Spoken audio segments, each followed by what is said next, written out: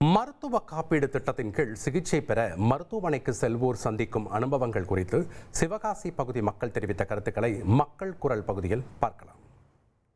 காப்பீடு திட்டத்தை முழுமையாக யூஸ் பண்ணியிருக்கோம். எங்கள் அப்பாவுக்கு ஹார்ட் பேஷண்ட்டு, அவங்களுக்காக யூஸ் பண்ணியிருக்கோம்.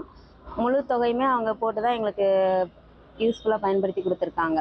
முழு தொகையுமே அவங்க காப்பீட்லேயே நாங்கள் யூஸ் பண்ணியிருக்கோம். நாங்கள் காப்பீட்டு திட்டத்தில் தான் பண்ணிகிட்ருக்கோம். நாங்கள் நார்மல் ஃபேமிலி தான்.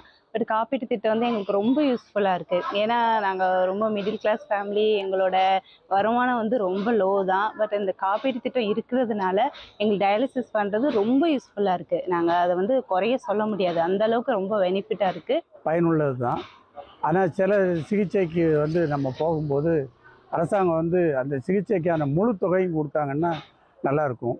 ஹாஸ்பிட்டலில் உள்ள பில்லுக்கும் காப்பீடு திட்டத்தில் வழங்கக்கூடிய தொகைக்கும் கொஞ்சம் வித்தியாசம் இருக்குது. அதனால் அந்த மீதி அமௌண்ட்டை வந்து அதை ரெடி பண்ணுறதுக்கு வந்து பொதுமக்கள் வந்து கொஞ்சம் கஷ்டப்படுறாங்க. காப்பீடு சிகிச்சை திட்டத்தின் கீழ் சிகிச்சை பெற்ற பொதுமக்களிடம் தங்களுடைய கருத்துக்களை கேட்டோம்.